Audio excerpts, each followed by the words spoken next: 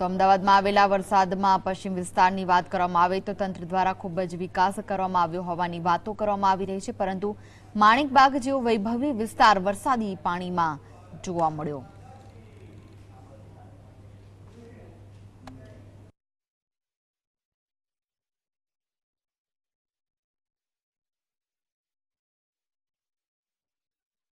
અમદાવાદ શહેરમાં વહેલી સવારથી જ મેઘરાજા વરસી રહ્યા છે અને અલગ અલગ વિસ્તારોમાં વહેલી સવારથી જ વરસાદનું આગમન થયું છે, ત્યારે શહેરના અલગ અલગ વિસ્તારોમાં પાણી ભરાઈ ગયા છે તો ક્યાંક રસ્તાઓ ધોવાઈ ગયા છે।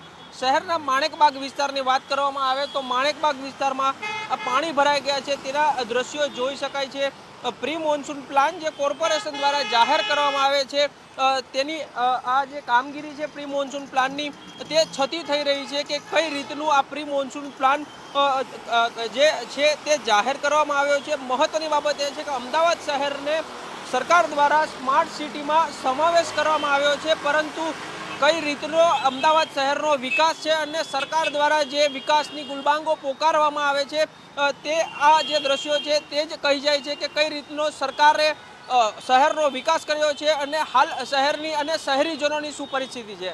કેમેરામેન જીતુ મકવાણા સાથે કશ્યપ જોશી।